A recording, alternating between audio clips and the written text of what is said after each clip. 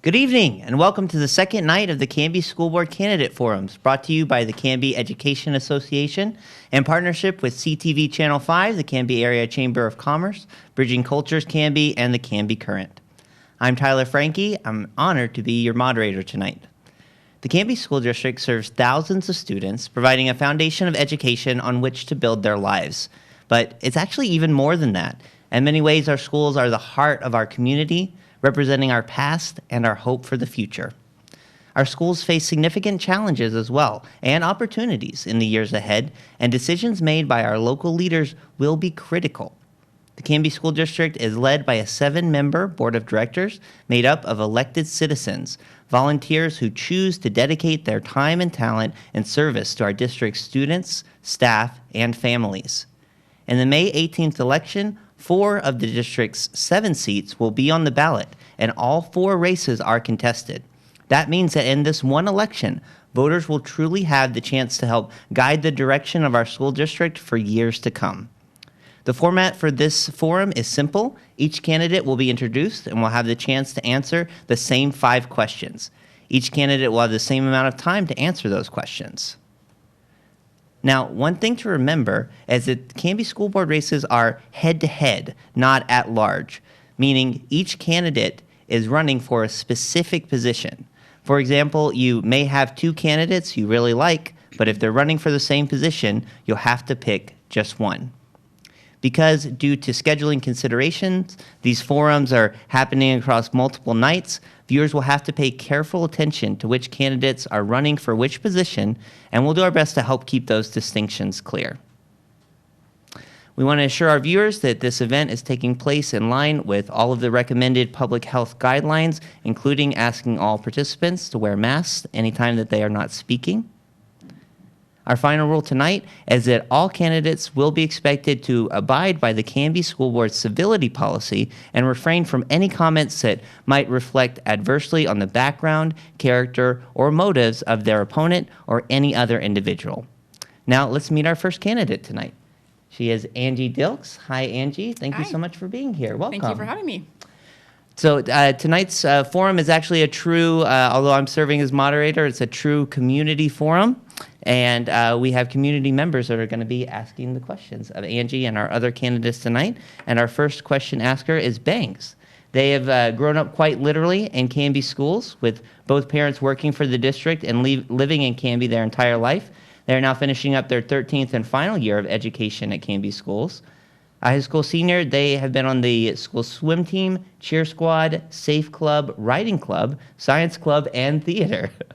They have concentrated their studies in the school's arts and graphic design courses with the hopes of becoming a graphic designer in their future. Welcome, Bangs. Thanks for being here.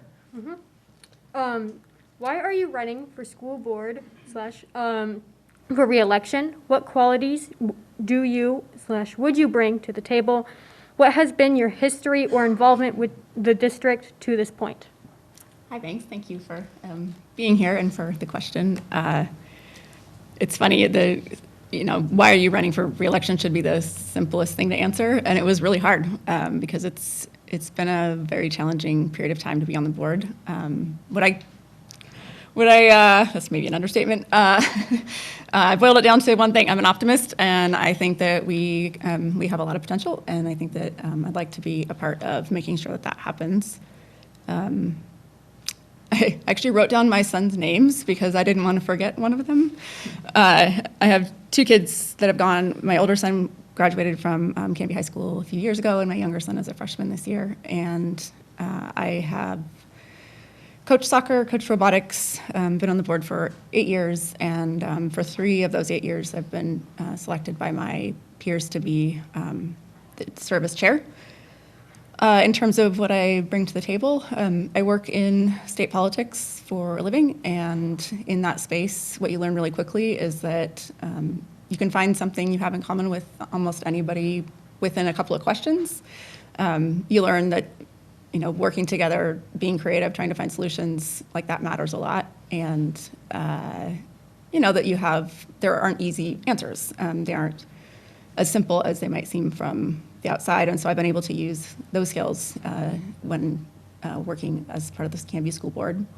And I guess I also have a really big heart, and I care a lot about all of this, so that I bring that too. Thank you. Thank you, Bangs. Our next person asking a question is Sarah Hill. She is a parent of 3 Canby School District students, one in elementary, middle, and high school, one of each. Hi, Sarah. Including one of her children having special needs. She is a special education instructional assistant at Karis Elementary and is working on finishing up her master's in special education, so she's also student teaching there. And also she is a board member of Canby United Soccer Association. Hi, Sarah. Thanks so much for being here. Hi, Sarah. Hi. How do you feel the Canby School District should proceed with regards to educating our students during the pandemic, especially in the 21-22 academic school year? Thanks for the question. I think the biggest thing that I come back to, whether it's since this started a year plus ago now, I think it's really important that we continue to acknowledge that we are experiencing a collective trauma of unimaginable proportions, and so, there's this anxiety that we all feel, and it's scary, wondering, like, are our kids going to come out of this okay on the other end? I actually have a couple of times had to remind people that colleges know that there is a pandemic, and so when they look at the transcripts, everyone in the world that is, whatever grade it is going to have the same experience in the background. And so, I think that we have to, while, moving forward, we can't lose sight of the fact that we're still in it. And so there's a lot of grief for all the things that have been missed, that will probably come out as kids return to some level of normalcy in the fall, hopefully. I think that one of the places that I have been most impressed by in terms of community members is, like, I've heard from people that I've never heard from before. I mean, we don't usually get a lot of public comments, and we've had a lot of people that are wanting their kids back in school right now with no restrictions. We have a lot of people who are terrified to send their kids back to school and everything in between. And so I think looking ahead, we have to recognize that there isn't a solution that will fit every kid. I think it's really important to support and collaborate with our teachers and our staff. And I mean, as much as we can within the rules that are dictated by the state, I think that I'd like us to be as much back in person as possible for next year. And again, I think prioritizing student well-being and staff well-being, teacher well-being, administrator well-being, all of us, it's everyone's just been sprinting for over a year now. And I think we have to, take some time to make sure that we're easing back in a way that doesn't further traumatize everyone. Thank you. Thanks. Thanks, Sarah. Thank you, Angie, for that. Number 3 is Daniela Vega. She is a graduate of Camby High School, class of 2017. Go Cougars. She works as a dental assistant, and her mom is the homeless liaison for the Canby School District, Magda Marino. Hi, Daniela. Hi. Welcome. Hi, Danielle. Hi. If re-elected to the Camby for the Camby School Board, what will be your budget priorities in allocating general fund dollars for the district's next fiscal year and in the future? So I think a lot of what I just described as being the way to approach the next year. I think the investments will be required to make those things happen. We don't yet know the amount of money we'll be getting from the state. The legislature is still working on that, so we have a little bit of uncertainty there. We also, we had a few hundred kids decide to leave the district during this period of time. We don't know if they're coming back. We hope they do. I think we're budgeting at a conservative, like 70% of those kids coming back. Again, we hope it's more, but that does directly relate to the budget. And so there's a lot of sort of uncertainties about that. But I think the good news is that the federal dollars that are flowing in are providing some really good one-time support. And some of the funds don't have to be spent all the way until 2024. And so it gives us a little bit of time here to work on this transition period. The federal dollars, they talk about learning loss. That's something that some of them specifically have to be used for. And I think that, as I was talking about, like the well-being of our students with mental health, especially, it's a time where you can use some of those one-time dollars to do wraparound supports, like figure out how do we get more mental health professionals into schools and, just figuring out, like, meeting kids where they are and using the extra money that we have right now, knowing it's not sustainable, but use it to really sort of do everything we can for students as we're getting back into into schools. And then I think, beyond that, recruiting and retaining really quality teachers, staff, and we want the professional staff to reflect the diversity of our student body. And so I think that's really important. And then, I'd love to add some days to the school year, even though my freshman would probably move out and never come home if he heard me say that. School went in it on his birthday, and he didn't speak to me for a long time because we had to change it because of a snow day. But and then smaller class sizes would be the other thing. So those are just sort of the general priorities that I would push for. Thank you. Thank you. Awesome. Thanks, Angie. Thanks, Daniela. Juror number 4 coming up is Alex Lopez. He is a 5th grade teacher at Trost Elementary. Hi, Alex. He has 2 children, one who is a kindergarten student and one who isn't quite old enough yet to be in school. Originally from Mexico, and he taught at the Woodburn School District for 10 years before coming to Camby. Welcome, Alex. Thanks for being here. Hi. Thank you. If reelected, how will you ensure the viewpoints of the entire Camby community are represented in educational decisions, especially those of historically underserved populations like our Latinx community, which represents nearly a third of our district's students and families? It's kind of a long question. How will you work to ensure all students feel safe and accepted, regardless of race, color, religion, or lack thereof, gender identity, sexual orientation, ability, or national origin? Thank you. My freshman is a Trost kid, and so I am a big fan of the program there. I think you guys do pretty amazing work. So in terms of making sure the entire community is represented, again, back to the outpouring of community comments that we've received this year, I hope people continue to pay attention. I hope that we have less reason to be angry collectively, because that's been really hard. It's hard to listen and know people are suffering, to see it firsthand. But I think that it's really clear to me how diverse, not just in terms of all of the groups that you just mentioned, but there's sort of the back to school in person, people don't align with political party or with who wants sports to be played. I mean, it's just a really interesting mix, and people contain multitudes, and so I think that is it's really opened my eyes to how many different perspectives there are. And so I think, if nothing, going forward, I feel like I will carry that with me if I'm reelected, and definitely use that to help guide decision making, and to try to do what we can to make sure people know that we do want to hear from them. Public comments. It seems a little like we don't listen very well during board meetings because we don't respond, but we really do, and we've heard from more people this year than all of my other 7 years combined. I think we maybe in one meeting at some point this year probably heard from more people than we'd heard from in my entire other 7 years on the board. In terms of the Latinx community in particular, so I say that this is probably the place that I have the most room to improve. I have, like to think of myself as being an ally, and it is tough to do that when you aren't being able to connect with families. And so being able to better communicate, figuring out ways to actually get feedback and to hear from people, I think is really important. And then finally, making sure students feel safe and accepted. I think that is at the very core of what brings me to this work. I originally ran because of some of those issues around the Trost program. So just using that as a filter to think about all the decisions we're making. Thank you. Thank you. Thank you, Alex. Thank you, Angie, for that. Your final question tonight is going to come from Kyle Lang.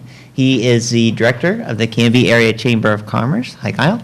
Hi. Also a parent and a graduate of Camby High. Go Cougars. Go Cougars, class of 94. All right. First off, thank you for being here, and thank you for being willing to go first this evening. I know that's kind of the hot seat a little bit. My question's very simple. In closing, why do you believe Camby School District voters should choose you? Please also feel free to use this time to share any final thoughts about topics that have been discussed tonight. Thank you. I think going back to the way I started it is where I would end it, which is that I'm an optimist, and I believe that we collectively have a lot more in common than it feels like in moments, especially right now. We are all really struggling in lots of ways, and we've sort of, I think, lost sight a little bit of that. So I am excited about the potential of being a part of what we do from here. I think because we do have federal dollars to invest, because we have an opportunity to really support kids in a way that we haven't before.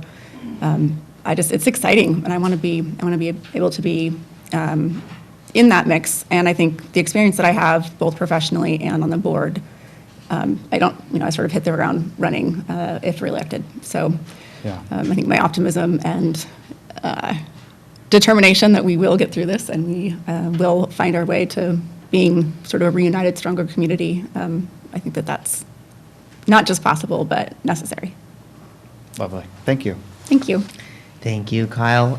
Angie, before we let you go, one sort of rogue question that we threw in the first night and wanted to offer to all the other candidates as well is just if there is any way, Facebook page, email, any way that you'd like viewers watching tonight to reach out to you if they have questions about your positions or your work on things that weren't talked about tonight. Sure. Yeah, if it's official school board business, it's there's an email address for that. But for campaign, it's just my email address is ANGID as in David, ILKES @iCloud.com. So it's just my name @iCloud.com, and I'd be glad to hear from people. Easy enough. Awesome. Thank you, Angie. I want to congratulate Angie and all of our community members for a great first round. We're going to switch over to our next candidate. If you're just joining us tonight, welcome. This is the second of 3 community forums featuring the 8 candidates for Camby School Board. I'm Tyler Franke. I want to remind viewers that all of tonight's candidates are actually running for different positions. Angie Dilks, whom you just met, is running for re-election to position 7, and her opponent is Shelley Vissers, whom you will meet in tomorrow's forum. Our next candidate is Tom Scott, who is running for re-election for position 2. His opponent is Olga Jimenez, who was part of our first forum last week. If you missed it, you can find that video by visiting the Canby Currents Facebook page. Hi, Tom. Welcome. Thank you. Thanks for being here tonight. Great to be here. Thank you. So you kind of saw how it goes. We're going to have some community members come back to ask you some questions. And first up again is Bangs, a student at Camby High. Hi, Bangs. Hi. Why are you running for school board or for re-election? What qualities do you bring or would you bring to the table? And what has been your history or involvement with the district to this point? Thanks for the question. First, I want to thank the organizers and sponsors of this event. First of all, my involvement in the district, I think first and foremost, I have 4 children. My wife and I have 4 children, and 2 of them are graduates of Canby High School, and I have 2 currently in Canby High School. So I think probably the most important thing I've done is I've been involved in their education as they've gone through the system. Second thing is I've been a 12-year member of the school board. I've seen a lot of different changes and people come and go, and so I've spent a lot of time watching our schools. So why am I running for re-election? First of all, I'm a believer in public education. I think that's important to represent your community, for you to believe in that. And then I have a passion for the community and our kids. I grew up in this community. I was educated in this community, and it just allowed me a lot of great things, so I appreciate that. And what do I bring to the table? I think experience and knowledge. I think 12 years has gained me a lot of experience and knowledge. I think I have a strong and reasonable voice on the board, and I think my leadership can be an asset moving forward. Thank you. Thank you. Thanks, Tom. Thank you, Bangs. Our second person coming back, Sarah Hill. She's a local parent and a special education instructional assistant at Karis. Hi, Sarah. How do you feel the Canby School District should proceed with regards to educating our students during the pandemic, especially during the 21-22 academic school year? Hi, Sarah. Thanks for the question. First of all, I think we have to acknowledge that this has been an incredibly challenging 14 or 15 months, and that we have people that are in all different spots with this pandemic. We have people that are ready to go 5 days a week all the time back to normal schedule right now, and we have people that don't want to go back. So that's where we're at right now. But what I think, and I think to your question is this fall. And I believe, and I strongly believe that we need to get our kids back in front of our teachers 5 days a week, full schedules, just like normal before the pandemic started. Secondly, I think I think some kids have thrived in online learning. And I don't know that we know how many, but we need to find that out. We need to find if there is a significant number of families that want to continue that way. And if so, I think we have to get a robust online system in place. And I think we need to do better than we're doing right now. And I think we can. I think it's out there. And I think we need to be prepared to do that. And I think, for our help with our social and emotional well-being, I think we need our kids back active. We've reinstated some youth sports and some high school sports, but the clubs and the activities, that's going to help these kids just being social and out there with their friends. I think that's going to be really important to get that back to a normal pace and what we had before this pandemic. So, thank you. Thank you, Tom. Thanks, Sarah. Coming back is Daniela Vega. She is a 2017 graduate of Camby High. Hi, Daniela. Hi. If re-elected to the Camby School Board, what will be your budget priorities in allocating general funds dollars for the district's next fiscal year and in the future? Thanks for the question, Daniela. So I think it could be a very challenging budget year. As Angie mentioned earlier, we've lost somewhere around 450 to 500 students, and we are funded, our general fund is funded off of our student population and attendance.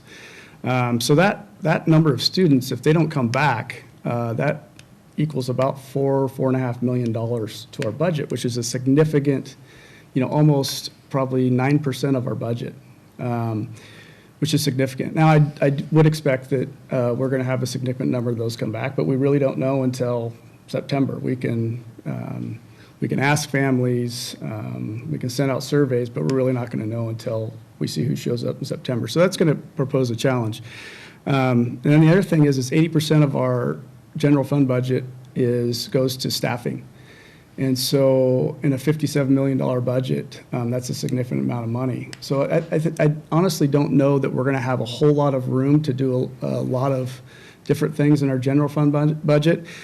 But beyond the general fund budget, we have some special funds. A couple years ago, the legislature passed a Student Investment Act that is funded by a corporate activity tax, and that just began funding last year. I believe this coming year we'll see about $3 million to our district, and that's it's earmarked for mental and behavioral health. It's to serve underserved populations and increase student achievement overall. So I think with what we've gone through, I think those dollars will be key to next year's budget.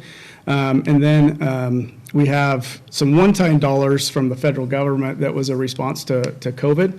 And I believe we're going to get over $7 million by the time the last round of funding comes in. So that's a significant amount of money to spend. And we get to spend that over 2 or 3 years' time in a response to COVID.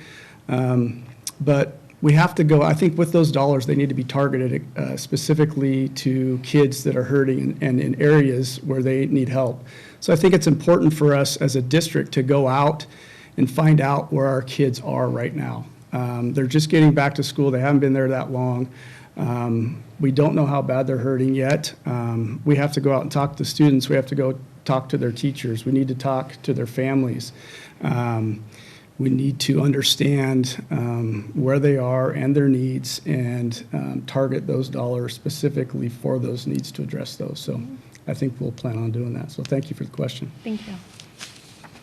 Thank you. Great job. Thank you, Tom. Coming up now is Alex Lopez. He is a 5th grade teacher at Trost Elementary and a local parent of Camby School District kids. Hi. If re-elected, how will you ensure the viewpoints of the entire Camby community are represented in educational decisions, especially those of historically underserved populations like our Latinx community, which represents nearly a third of our district students and families? Also, how will you work to ensure all students feel safe and accepted, regardless of race, color, religion, or lack thereof, gender identity, sexual orientation, ability, or national origin? Alex, thanks for the question. So first and foremost, our students and our families need to feel accepted and comfortable in our schools and our community. I mean, that's foremost. I think we made progress with communication with our Latino community before the pandemic. I think when the pandemic hit, obviously that hurt. It made it very difficult. But we need to continue to invite everybody into our schools and listen and listen to their needs and what they need from us. I think that's important. Again, I think we started to make progress, but I think we need to pick that up. I think it's been a rough 14 months for everybody, but especially that community. We need those families to be involved in their kids' education. That's going to help those kids thrive. So we need to invite those families in and be part of that. How will I ensure everybody feels accepted and safe? Well, first of all, I can tell you I'm not an educator, right? I'm a school board member. My job is to listen to our students, listen to our educators, listen to our families, listen to our community, and ask questions and make good decisions based off what I'm hearing from those people. As a school board member, it's my job to ensure that we have good policies in place to make sure that all students are represented and accepted, and then also to ensure that our staff are following through with those policies and making sure those are being done properly to make sure everybody's feeling accepted. And then lastly, as a school board member, you know, our biggest job is to direct the superintendent, and we have to create leadership and expectations for him or her, and make sure they follow through. So again, all those families and students feel accepted. So hope that answers your question. Thank you. Thank you. Thank you, Alex. Thank you, Tom. Your final question tonight, we're going to welcome back Kyle Lang. He's the director of the Chamber of Commerce and class of 94 Camby High grad. Right. Thank you for citing the year. Yeah. All right. Thank you for being here. As somebody who runs a volunteer organization, I appreciate volunteers. Final question in closing. Why do you believe Canby School District voters should choose you? Please also feel free to use this time to share any final thoughts about topics that have been discussed tonight.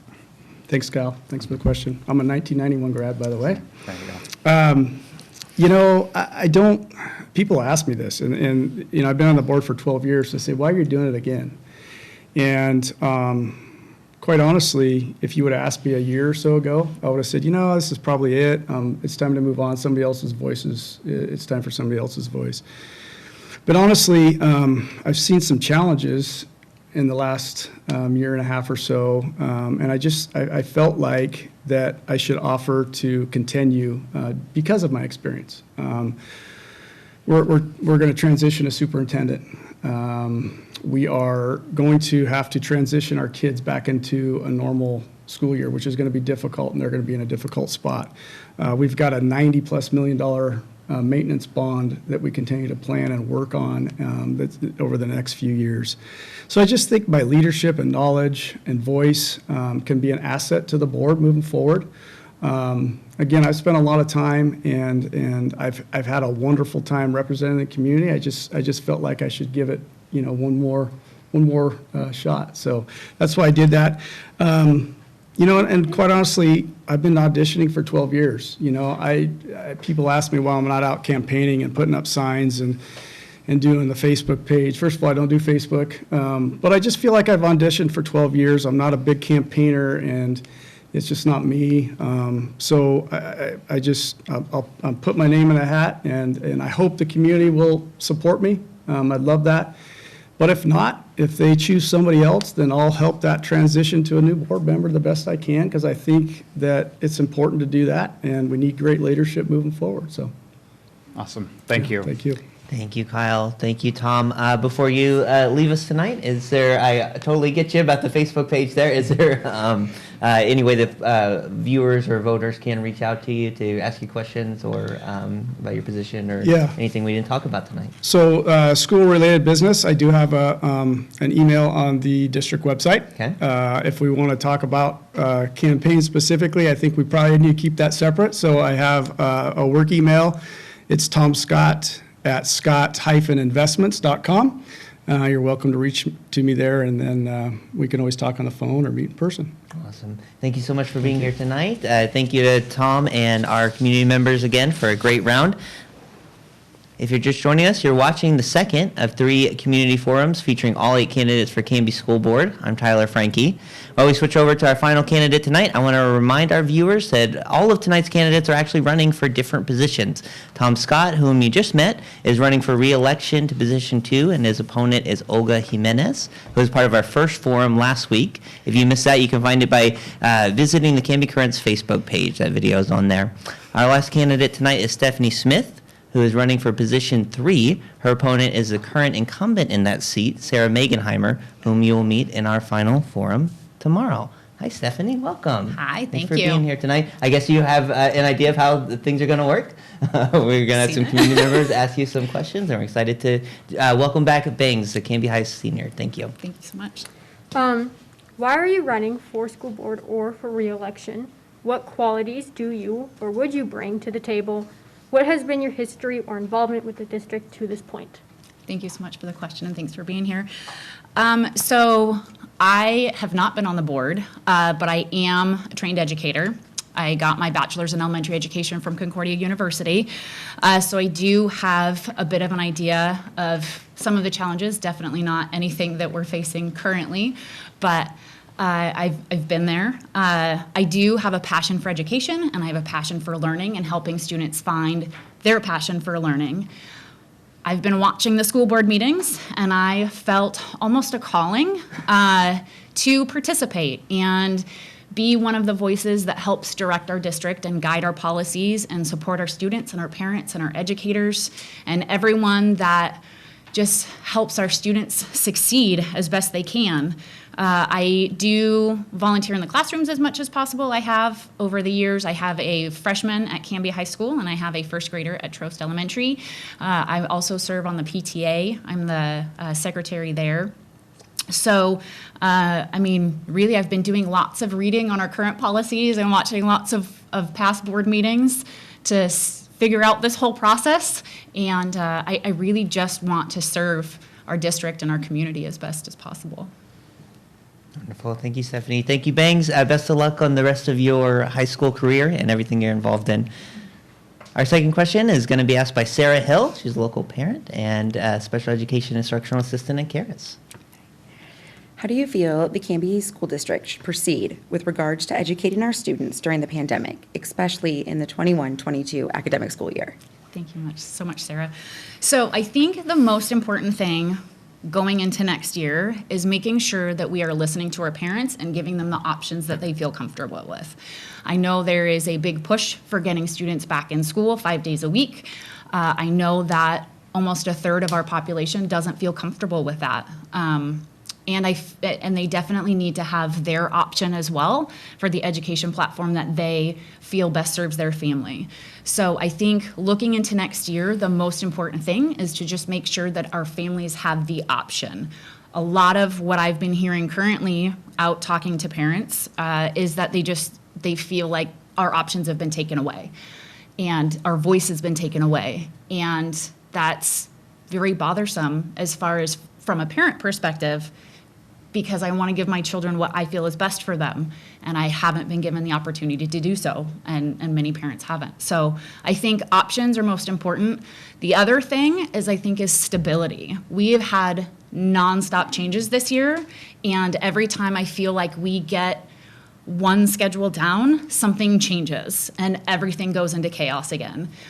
For teachers, for our administration staff, it's a complete redesign every time. And our students, I mean, they're struggling. They're really struggling. I have a first grader who only participated in 6 months and in school in kindergarten, he didn't really learn the whole process. And so he's really having a tough time transitioning back. And I think just making sure that we have a definitive plan and make sure that we offer that stability as well. So it's just not a constantly changing environment, because really kids thrive in stability. Change affects everybody and gives us all anxiety. So yeah, that's what I think we need to do for next year. Thank you. Awesome. Thanks, Sarah. Thank you, Sarah. Thank you, Stephanie. Your third question is going to come from Daniela Vega. She is a 2017 Canby High grad. Hi, Danielle. Welcome back. If elected to the Camby School Board, what will be your budget priorities in allocating general fund dollars for the district's next fiscal year and in the future? Thank you. So the budgeting information is something that I am very new to, and I have been looking into it. As has been mentioned, we've had kind of a mass exodus from our district, and so we don't know what our budget is going to look like next year. It's a little bit concerning, but I do know that I've talked to some folks that I think some contingencies are kind of planned in for future budgets, so maybe we'll be able to cover part of that. I think one of the most important things is all of our students are going to be coming back at levels that we don't know. Some students have been thriving again in this situation, and some students maybe haven't even been participating. So they may have missed out on almost a year and a half of education, and we need to make sure that we evaluate where they are. And I think if there is any extra money, we need to make sure that we hire some additional support staff to have in our classrooms, to have for different types of support for students if they have to break out into groups or whatever. I also think it might take a bit of support from our parents to maybe offer some support in a classroom and have that involvement in our kids' education. So having a parent in a classroom to help guide the students when there are some that maybe that aren't at the right grade level and they need that support. One thing that is actually really near and dear to my heart as well is I feel like we don't challenge, our TEG students aren't given opportunities to thrive to their maximum potential as well. So I think all students have their own maximum potential, and we need to recognize that. And I would really like to see some opportunities for our TEG students to really challenge them and help them succeed as well. Thank you, Daniela. Thank you. Thank you, Stephanie. Your fourth question is going to come from Alex Lopez. He is a fifth grade teacher at Trost Elementary and a local parent. Hi, Alex. Welcome back. Hi, Alex. If elected, how will you ensure the viewpoints of the entire Camby community are represented in educational decisions, especially those of historically underserved populations like our Latinx community, which represents nearly a third of our district students and families? Also, how will you work to ensure all students feel safe and accepted, regardless of race, color, religion, or lack thereof, gender identity, sexual orientation, ability, or national origin? Thank you so much for the question. So I think to make sure that all viewpoints are heard is we really need to make sure that we're talking to parents and that we're listening. I know it's been mentioned in several board meetings that parents feel like they're not being heard. Some of that we do have constraints as far as the way school has been going, and some of that it's just really hard to make everybody happy. So we have, everybody comes with different viewpoints and different opinions and things, and I think it's a really difficult position to put some folks in and assume that they can make everybody happy. It's a little unrealistic. So we have to make sure that we're hearing everybody, but also making sure that we work to make the majority of folks as happy as possible. One thing that I have loved this school year as far as hearing from parents is the surveys that have come out. I don't remember in years past that we've had so many surveys, and I think that's a great way to reach all of the district and the students and the parents and see what their opinions are. One thing about making sure that everyone feels loved and appreciated and accepted in our schools is that we teach acceptance in our schools. Again, not everybody has the same opinions. Just because we don't agree doesn't mean I have to not like you as a person. I think teaching acceptance and valuing people for their differences, that's kind of what our country was founded on, is we're the melting pot. So going back to that value of you're different, your culture's different than my culture. I want to celebrate some of the things that you do. My son is a student at Trost, and I love, there's the celebration coming up on Thursday, the Day of the Children, I think. I don't know how to say it in Spanish, so I'm not going to try, sorry. So I think really just teaching the acceptance is so important, and valuing us for being human beings. We are all human beings. We are all in this pandemic together. We're all on the planet together. And I know that sounds very, I don't know, beyond our district, but I think it's going to create just a different sort of environment as they grow up. It creates a different mindset. So Thank you. thanks. Thank you, Alex. Thanks for taking that extra long question for us tonight. You did great. Our final question bringing us home tonight is going to be Kyle Lang, Canby Area Chamber Director. Hi, Kyle. Hi, thank you. And Hi. thank you for being here. As I said to both of them, appreciate a volunteer, somebody willing to step up and give of their own time. So appreciate your willingness to step forward. In closing, why do you believe Canby School District voters should choose you? And please also feel free to use this time to share any final thoughts about topics that have been discussed tonight. Thank you. So I feel like I would be a new perspective on the board. I feel like, again, I mentioned that everybody has different viewpoints and different experiences, maybe some different ideas on how to approach some things. I also have mentioned that I have that passion for learning and education, and I really and truly do. And I want to support our students and be able to help them find their fire and their spark for learning, and to be able to help them find their path in life beyond school. I think all of that starts by being supported and by being allowed to have whatever path you can find in public education. I do think public education is very, very valuable. I think it's the foundation for life and being successful adults and having a productive adult life. So the other thing is I'm a pretty good leader, I've been told, and I have a really loud voice. For anybody that knows me can attest to that. So, I'm willing to fight for the things that we feel are necessary.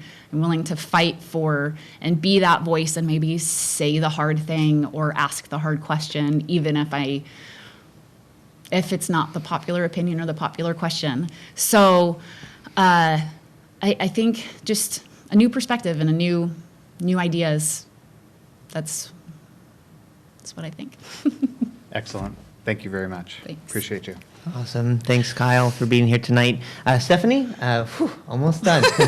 Great job. Before we let you go, is there any way that viewers and voters can reach out to you if they have questions beyond what we've discussed tonight? Yep. So I do have a Facebook page, Stephanie Smith for Canby School Board, and I will say that it has been absolutely eye-opening to go out and talk to parents and hear how they're feeling and what their thoughts are and what they want to see. And it's just been great. I'm not going to lie, I've kind of questioned my own sanity a little bit. It feels like a really big undertaking and a lot more than I expected, but every time I talk to a parent who sees their kid struggling and sees their child crying daily, and it's just, it breaks my heart a little bit, and it reignites that fire that I found. And I'm just really excited for the opportunity to work for our district and serve our students and help get us on a really good path. Awesome. Well, thanks again for your time tonight. Thank you to all of our candidates for being here and our community members for doing such a great job. That actually concludes tonight's forum. I want to call attention to the tremendous work of local organizations who made this event possible: the Canby Education Association, the Canby Area Chamber of Commerce, Bridging Cultures Camby, the Canby Current, and CanbyFirst.com, and CTV Channel 5, who is hosting us tonight and did a fantastic job as always. Finally, thanks again to the candidates for participating. We appreciate that every single one of these candidates has the desire to serve our district and help make very difficult decisions they feel would be in the best interests of students and families. We will be back for our final forum at 6:30 p.m. tomorrow, introducing you to the three remaining candidates. We also want to remind you, if you missed our first forum last week featuring Mike Zagava and Olga Jimenez, you can watch that by visiting the Canby Currents Facebook page. Thank you, Camby, and have a great night. Thanks for watching.